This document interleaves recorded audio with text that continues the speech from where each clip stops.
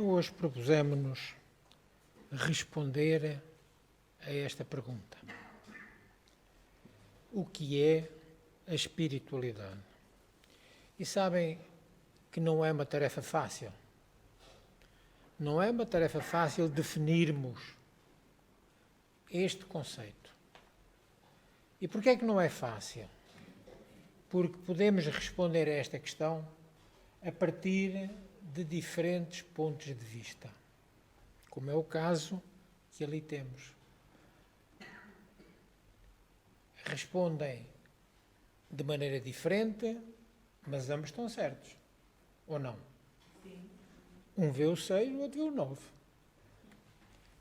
Segundo a raiz etimológica, ou seja, a origem das palavras, esta palavra espiritualidade tem relação com religião, que significa religar. É interessante nós percebermos, olharmos bem para a palavra e chegamos à conclusão que espiritualidade deriva de espírito. Vem do latim spiritus, que significa respiração ou sopro, mas também coragem e vigor. Podemos então dizer que espiritualidade pode ser vista como uma qualidade ou um estado de coragem e vigor. Segundo o Novo Testamento da Bíblia, há um vocábulo grego que também remete ao conceito de espírito. A palavra é pneuma, que em grego antigo, significa respiração. Num contexto religioso, significa espírito ou alma. E traz a ideia de algo que se religa a Deus após a morte física. Logo, a espiritualidade pode ser entendida como o processo de voltarmos-nos para Deus ou religarmos-nos a esse poder superior. Segundo a Enciclopédia Livre, a Wikipédia, a espiritualidade pode ser definida como uma propensão humana a buscar significado para a vida, por meio de conceitos que transcendem o tangível, ou seja, deixarmos a matéria, virarmos realmente para as coisas do espírito e procurar assim um sentido de ligação com algo maior que nós próprios, ou si próprio. Este é o conceito de Hélio Pena Guimarães, num artigo que ele escreveu, O Impacto da Espiritualidade na Saúde Física. É médico especialista em medicina de emergência, medicina intensiva, clínica médica e cardiologista. Logo, ele sabe do que fala. Segundo a filosofia, a espiritualidade é entendida a partir da oposição entre o espírito e a matéria. Associa-se a espiritualidade a uma busca, uma procura, um desejo que transcende tudo aquilo que é mundano. E nós sabemos que as coisas mundanas são as coisas da matéria. E ainda, filosoficamente, é a recusa de que a vida se esgote na materialidade. Que a vida se esgote quando morre o corpo. Está ligada à noção de transcendência. E ainda, segundo o conceito do quociente emocional, o que é a capacidade que uma pessoa tem de reconhecer, avaliar e lidar com os seus sentimentos.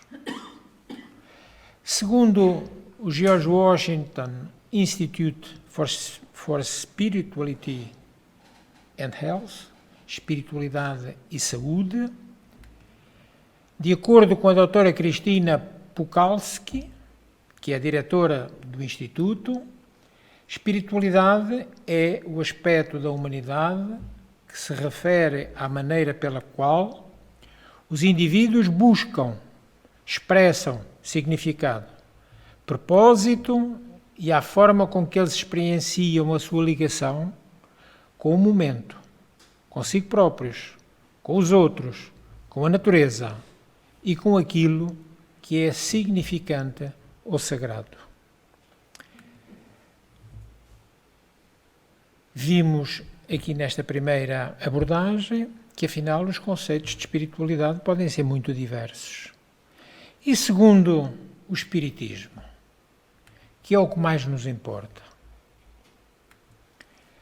a espiritualidade está relacionada com a busca pelo sentido e propósito da vida através do ir além do mundo físico. Nada mais simples do que isto. A busca do sentido e do propósito que nós temos que encontrar para a nossa vida através de irmos mais além do mundo físico, este mundo onde nos encontramos agora nesta dimensão material. Os seres humanos, as criaturas, já há muitos séculos pensam sobre a responsabilidade espiritual, encontrando diversas explicações para o entendimento de como as suas ações geram consequências. E as consequências podem ser boas ou más para eles próprios. Há palavras que são verdadeiros símbolos da espiritualidade. Vamos vê-las. Equilíbrio. Se nós estivermos em equilíbrio, não nos espiritualizamos. Amor. Se não nos amarmos, não caímos no campo da espiritualização. A paz. A compaixão. A própria religação. A essência. Felicidade. Harmonia. E a última e não menos importante, a fé. Sem fé, não caminhamos para a espiritualização. Claro que estes vocábulos, estas palavras, transmitem qualidades que são evidenciadas por todas as práticas espirituais verdadeiras. Porque são muitos os caminhos para nós chegarmos lá. Agora, se queremos uma prática verdadeira, ela tem que ter ligação com estas palavras tão qualitativas. Espiritualidade implica ir um pouco além do autoconhecimento. Não chega. É necessário entrar nas nossas dimensões internas da alma, buscarmos o nosso eu interior. Porque na correria do dia a dia, às vezes esquecemos-nos de refletir na importância da espiritualidade para as nossas vidas. São muitas aquelas que nós podemos considerar pressões sociais. Os pesados compromissos, sejam profissionais ou financeiros. Os nossos problemas de ordem pessoal, que todos os temos. Tudo isso está cobrando um preço muito elevado, não só à saúde das pessoas, mas também à ligação com a dimensão interior do ser. Quem estiver desarticulado com a própria vida, não tem como buscar em si, na sua essência, no seu interior, a condição de espiritualização. Porque isso retira-nos o reconhecimento de nós próprios, o reconhecimento do nosso lugar no mundo, que todos temos um papel. Quando Allan Kardec interrogou a espiritualidade e fez a pergunta por que é que reencarnamos, foi muito curiosa a resposta.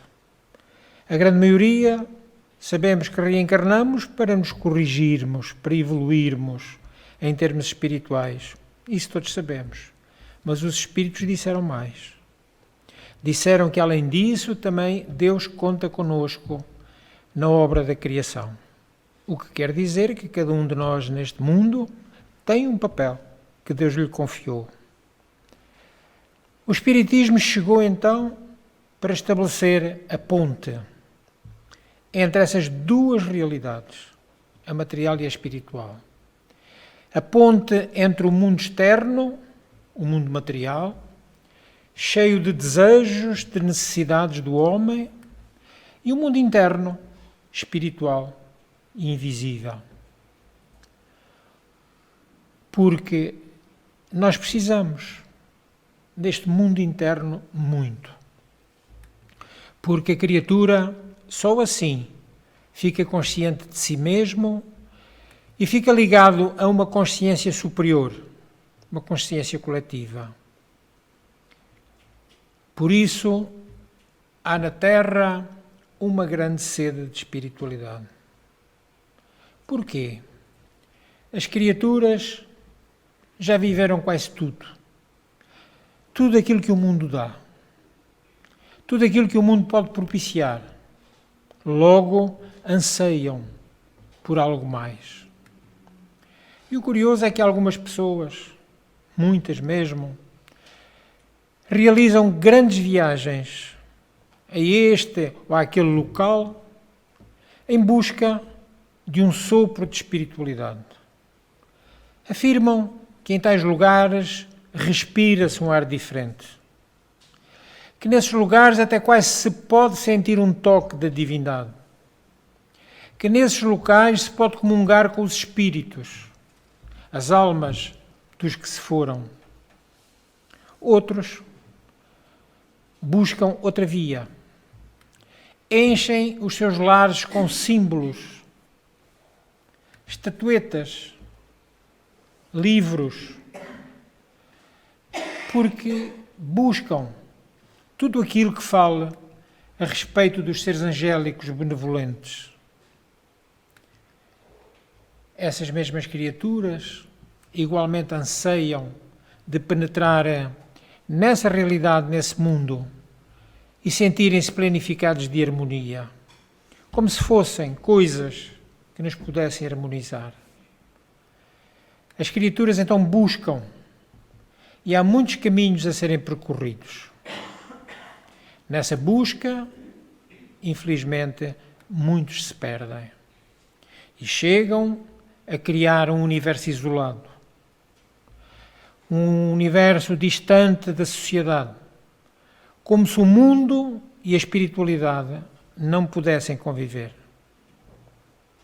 No entanto, há mais de 2000 anos, uma mensagem de amor peregrinou pela Terra. Essa mensagem foi corporificada por um homem alto, sereno, que falava com doçura, mas com muita autoridade.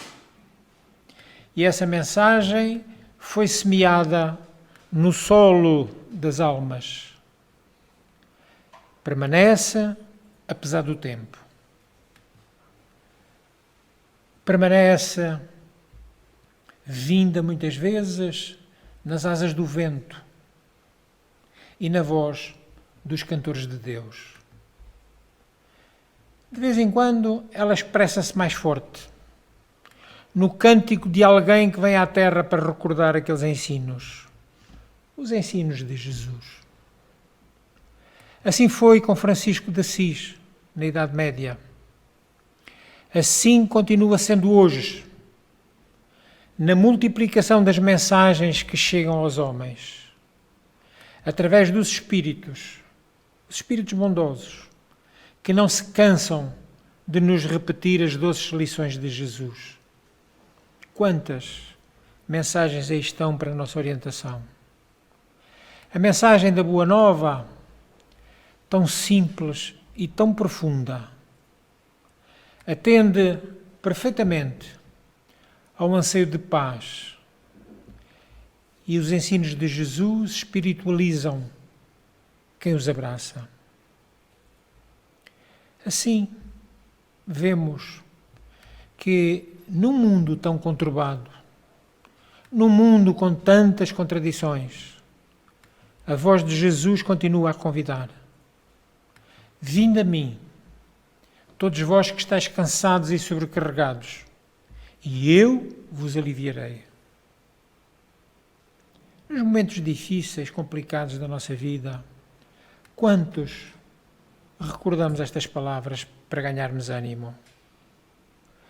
Nos nossos momentos de dor, quantos pensamos nessas palavras de Jesus? Então, para os que vivemos a tormenta das indecisões, que às vezes nos acompanham durante muito tempo, ou até a dúvida dos questionamentos a respeito da espiritualização, Jesus afirma: e conhecereis a verdade, e a verdade vos libertará. Se não buscarmos a verdade, se não entendermos a verdade de que Jesus se referia, através do conhecimento, dificilmente nos espiritualizaremos. Então não há necessidade de realizarmos grandes viagens para encontrar a espiritualização. Basta que realizemos a viagem para dentro de nós mesmos, viagem curta, examinando-nos com sinceridade. Conhece-te a ti mesmo e assim nos podemos educar à luz das leis naturais, das leis de Deus. A espiritualidade tem de ser uma busca particular e constante. Não é hoje quero-me espiritualizar, amanhã não. Para a semana logo vejo. Para o mês que vem, provavelmente também não quero. Não é. Ela é constante e é particular a cada um. Temos que encontrar algo que dê significado à vida, para além das coisas da matéria, que são importantes. Nós vivemos num mundo material, precisamos delas, mas elas não são o tudo, não são o mais importante. Precisamos que, a partir de uma experiência transcendental, potencializar a prática do amor fraterno, amarmos-nos verdadeiramente uns aos outros, buscarmos a paz e estarmos preocupados pela compaixão. Ainda hoje, há pouco, foi feito um apelo à vossa compaixão. Necessitamos de artigos ainda para o nosso cabaz. No momento em que eu decido que quero participar, eu estou a ser tocado pela compaixão, por aqueles que pouco têm, ou às vezes até nada. E nós, tendo às vezes fartura, nem nos lembramos dos que nada têm. Mas se o fizermos, estamos sendo reconduzidos como seres reconduzidos a sermos humanos. E, de certeza absoluta, encontraremos melhor o caminho da felicidade e da harmonia. Por isso, tal busca ainda está diretamente relacionada à ligação com algo maior, mas nem sempre visível aos nossos olhos. Não somos todos clarividentes. Videntes somos, porque todos vemos, graças a Deus. Mas a clarividência de ver aquilo que vem do mundo espiritual direto é muito difícil. Então demoramos muito até conseguirmos entender que a espiritualidade não tem nenhuma ligação com sistemas de crenças. Não tem. Com comunidades, com ritos, com dogmas criados pelo homem. Não. É uma relação bem mais profunda com a dimensão interior do ser. A dimensão verdadeira. E é uma busca de sentido. E hoje, mais do que nunca, deveria ser a principal motivação da humanidade. Deixaríamos de certeza absoluta de assistir nos noticiários de coisas terríveis que nós sabemos que acontecem, precisamente porque não nos espiritualizamos. E às vezes a pessoa está preocupada em encontrar, mas deixa, num momento qualquer, deixa de procurar. E quando ela não é procurada, a vida parece vazia. Quantos de nós já não seríamos capazes de passar sem estarmos aqui, nestes dias em que nos religamos mais com Deus? Precisamente porque a nossa preocupação é que a cada sessão a que nós estejamos presentes consigamos aprender um pouco mais no caminho da espiritualidade. Então, neste mundo moderno, o que se nota é que a maioria das pessoas não quer acolher essa necessidade. infelizmente. Talvez por isso, não é surpresa, infelizmente, que no nosso tempo registram-se números tão preocupantes sobre o estado emocional, sobre o estado mental da criatura humana. E de acordo com uma organização insuspeita, a Organização Mundial de Saúde, a depressão será até o ano de 2025 a doença mais incapacitante do planeta. Vai ultrapassar todas as problemáticas da oncologia. A depressão. Com o esgotamento mental e emocional das pessoas, a quem ou a que podemos recorrer para superar os desafios diários da vida? Há uma resposta certa. Para isto, há uma resposta certa. Claro que precisamos do tratamento clínico. Nenhum depressivo pode deixar o seu médico, até ao momento que ele entenda que a pessoa está bem. E aí, suprimir o receituário. Até lá, necessita do tratamento clínico. A criatura precisa de apoio material, sem dúvida. Mas pode estar certo do que pensamos. É o exercício da espiritualidade. É o melhor caminho para nos livrarmos das depressões. Acredite que é necessário a união entre um coração mais amoroso e a mente mais racional. É isso que nos traz a espiritualidade. Acreditemos então que são muitos os benefícios da espiritualidade na nossa vida. Ela está ligada ao entendimento, ao aperfeiçoamento do próprio indivíduo. E se o indivíduo se aperfeiçoar, de certeza absoluta que será um grande benefício consequente ao seu espírito imortal. Só temos então vantagens em desenvolver o nosso lado espiritual. Curioso. Arredondemos as nossas arestas. Os bicos que muitas vezes estão picando, porque com as arestas arredondadas, o que é que nós percebemos ali? Que é muito mais fácil vencermos os obstáculos. Não sejamos quadrados, sejamos redondos. Esse desenvolvimento pessoal, vamos ver que nos ajuda diariamente a superar os problemas do dia-a-dia. Problemas de natureza íntima, mas também problemas de natureza externa, que se acumulam num mundo cada vez mais caótico, como estamos vendo. O momento atual é caótico. E tudo isso afeta a vida das pessoas de uma maneira avassaladora e a vários níveis. É por isso que o exercício da espiritualidade no dia-a-dia deve ser visto como uma ferramenta fundamental, sem a qual não conseguiremos fazer o quanto é necessário, porque precisamos sustento das nossas próprias existências. O pão do corpo, mas também precisamos muito do pão da alma. Direcionemos os nossos olhos, à medida que nos espiritualizamos, para uma nova perspectiva. Poderemos estar vendo a mesma coisa, mas estamos a vê-la com outros olhos. Mais quê? Mais otimista e mais equilibrado.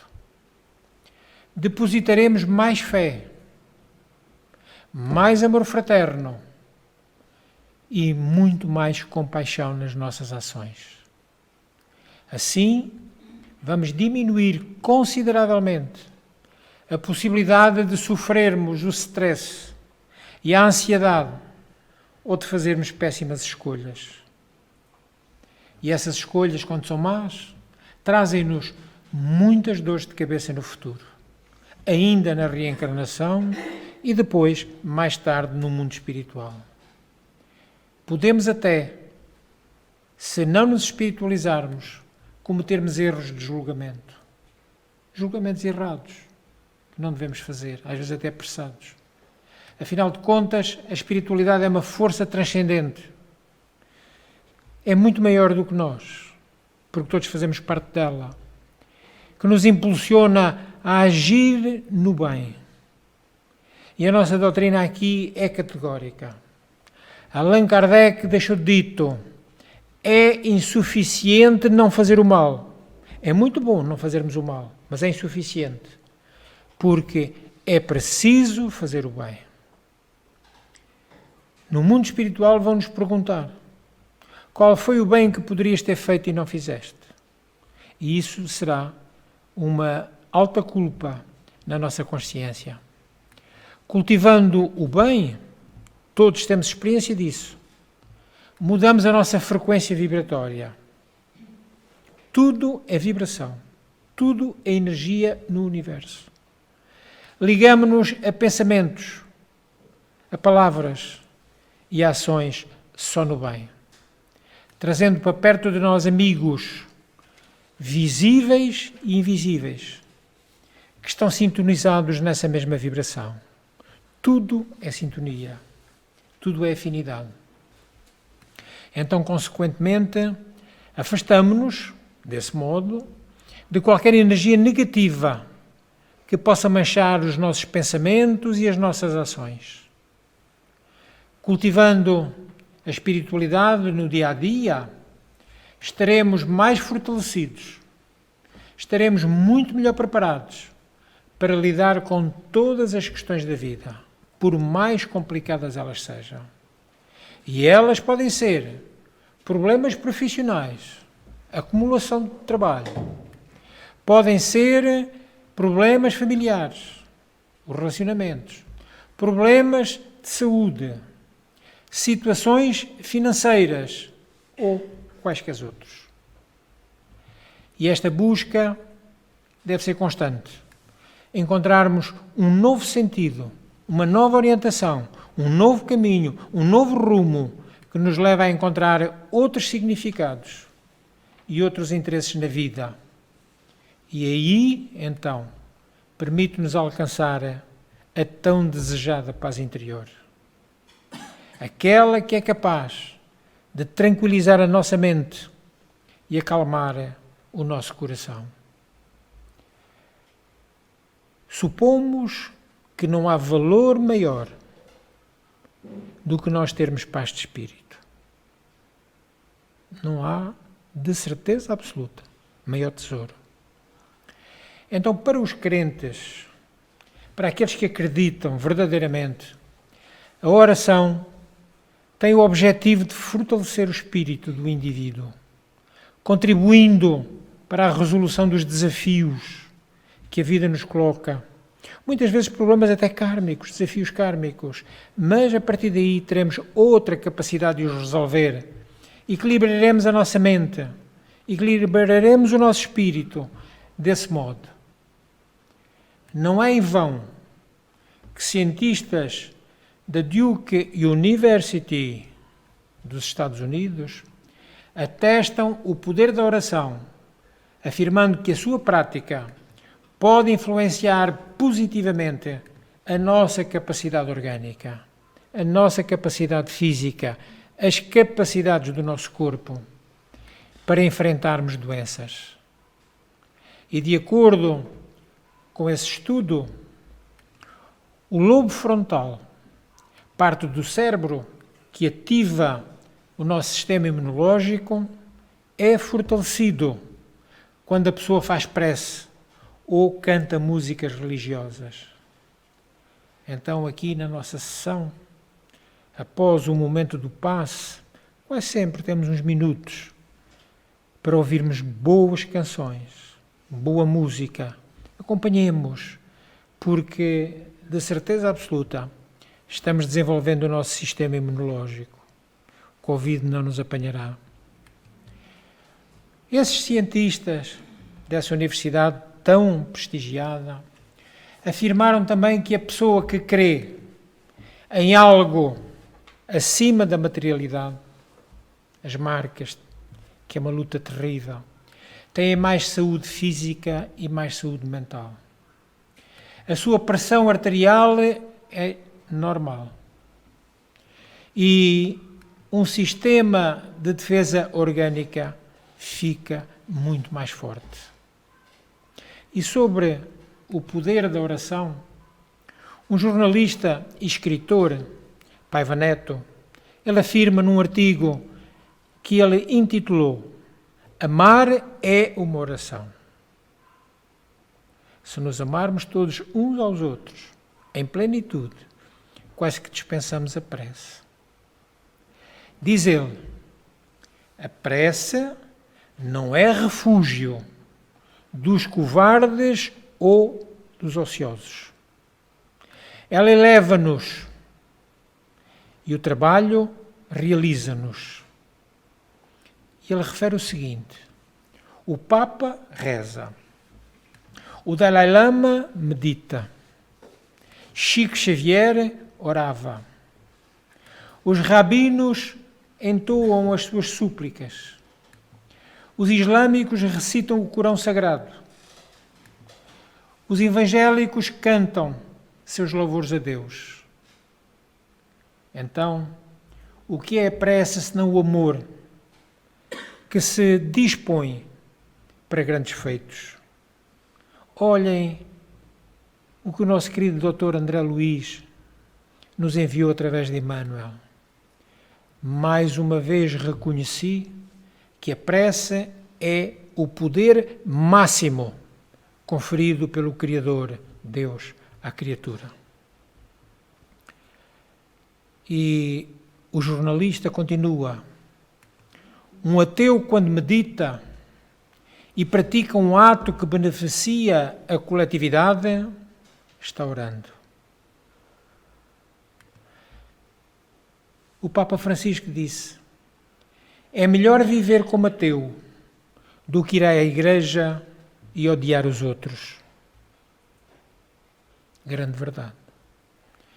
E novamente, Paiva Neto, no seu livro Crónicas e Entrevistas, ele escreveu que orar e meditar se assemelham. Orar, então, não é simplesmente uma coisa figurativa. É o mais forte instrumental que a essência humana, que é o capital divino, possui. É a mais alta ferramenta que nós dispomos para o nosso equilíbrio.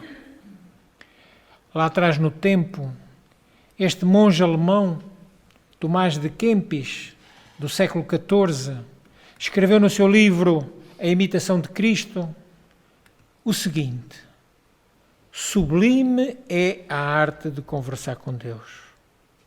Sublime é a oração.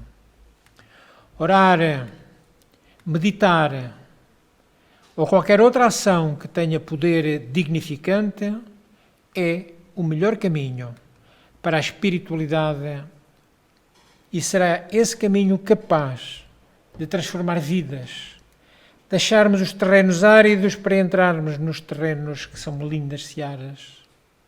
E de certeza absoluta, por muito que isto tenha sido estudado no mundo, tem efeitos práticos comprovados. Então, esta espiritualidade no mundo material, o mundo em que nos encontramos agora, pode nos levar à seguinte pergunta.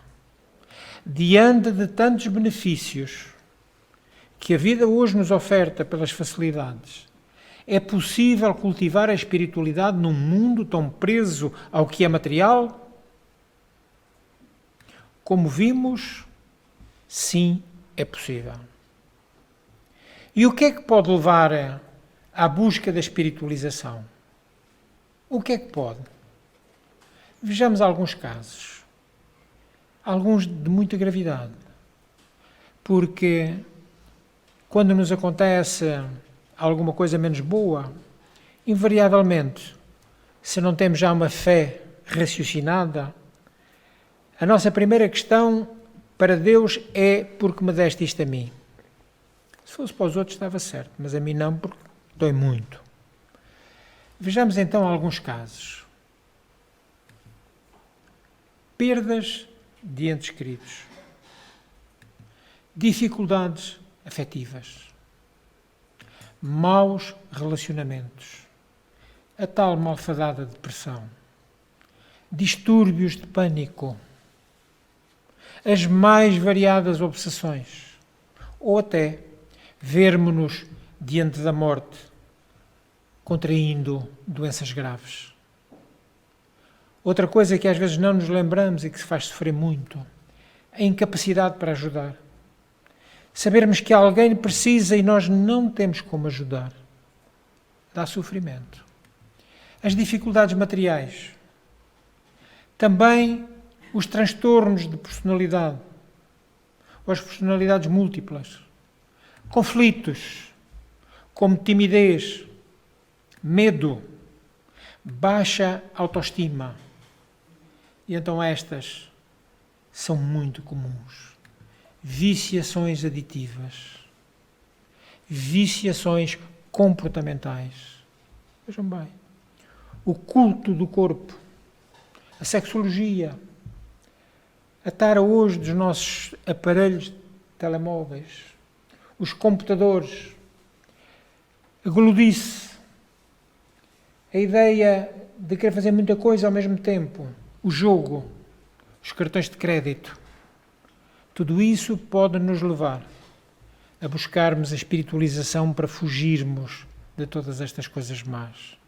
Mas também desvio de comportamentos, que é tão importante. Desajustes emocionais, fobias, neuroses, a TOC, o transtorno obsessivo-compulsivo. Aquelas pessoas que lavam as mãos 500 vezes por dia, não podem ver um quadro torto, medicamentos, tudo quanto possa ser, e por aí vai. E também, quando nos encontramos assim, desanimados, o desânimo. Quem é que pode ser atingido por esta realidade que descrevemos? Todos, sem exceção. Todos somos alvos, em qualquer lugar, desde que por sintonia abramos o campo espiritual, seja no lar, no trabalho, em privado ou em público. E o segredo para trilhar o caminho da evolução espiritual consiste em praticar o ato supremo que mantém todo o universo em funcionamento. E é ela a chave da iluminação espiritual. O amor. É a chave secreta que abre todas as portas estreitas. As largas estão sempre escancaradas, mas as estreitas é o amor que as abre. Ela pode-nos, inclusive, abrir a porta do paraíso, entre aspas, porque nós já sabemos que a porta do paraíso, ou o paraíso, é o nosso estado de alma harmonioso, pacífico e amoroso. Então, isso significa nós compreendermos, aceitarmos e vivermos o amor sem limites. A proposta de Jesus, amar a Deus sobre todas as coisas e ao próximo como a si mesmo. Mas muito cuidado, temos de ter precaução. Nunca serão demais nesta nobre caminhada termos esses cuidados na busca da evolução espiritual. Muito cuidado para sabermos separar sempre, com sabedoria, o joio do trigo, como Jesus nos ensinou. Os que se lançarem nesta aventura sem a devida proteção, sem o fortalecimento necessário contra a negatividade, poderão cair em armadilhas e serem derrotados e esmagados pelo inimigo íntimo, que está sempre à espreita, como o inimigo na batalha. E este inimigo não é uma entidade maléfica que vem de fora. Trata-se do nosso próprio ego, a nossa porção inferior, que se manifesta sob as mais diversas formas, tais como o medo, o rancor, o egoísmo e também todo o tipo de pensamento negativo e destrutivo. A evolução espiritual permite-nos a descoberta de uma nova vida muito mais ampla, muito melhor de ser vivida, porque ela ficará iluminada e auxiliar-nos-á e muito na conquista do nosso autoaprimoramento em todos os sentidos, em todos os campos do viver. No entanto, devemos saber que pagamos caro quando escondemos os nossos poderes espirituais somente para nós. E aqui nós podemos fazer um apelo a todos aqueles que tenham a capacidade mediúnica. Coloquem-na a serviço dos outros. Não guardem só para si. Façam bom uso dela, porque ela nos trará de certeza absoluta. Essa boa prática nos trará benefícios incomparavelmente melhores do que mantermos apenas e só a nossa mediunidade estiolada, quieta, não operativa. Já se passaram mais de 2 milénios. Neste território que ainda hoje continua sendo mártir, quando Jesus lançou os seus versos, que continuam hoje ainda a convidar-nos para a serenidade, a paz e o amor que conduzem verdadeiramente à espiritualidade. Teimosamente, continuamos a não querer ver e aceitar esta verdade. Fazemos como a avestruz, enfiamos a cabeça na areia para não ver nada. Por isso, os resultados aí estão para comprovação desta triste realidade. Segundo uma outra médica, a doutora Priscila França, licenciada em Medicina Integrativa, ela diz: o que menos precisamos é o que mais é oferecido e dado a todo instante. As coisas. E às vezes as coisas não precisávamos delas. Diz ela que aquilo que necessitamos é uma das coisas que mais foge das nossas mãos e da nossa rotina, porque muitas vezes nem as procuramos. Atrevemo-nos a acrescentar: por culpa nossa que não buscamos a espiritualização. De uma vez por todas, temos de nos decidir. Cada um de nós tem que decidir. Queremos a materialidade ou queremos a espiritualidade? Cada um responderá por si e para si. A bibliografia que nos socorremos para o trabalho, diretrizes para o êxito do nosso querido Divaldo Franco, os ensinos de Rita Folker, palavras simples, verdades profundas, as imagens retiradas do Google e também o livro Contos e Crónicas e Entrevistas de Paiva Neto. Foi o que nos ajudou, além do livro do monge Thomas Kempis, que nos ajudou a elaborar o trabalho. Esperamos, de algum modo, não vos ter espiritualizado, porque isso não nos é possível, mas abrir-vos o apetite para vocês se espiritualizarem. Que Jesus nos abençoe e pela atenção que vocês dispensaram. Muito obrigado.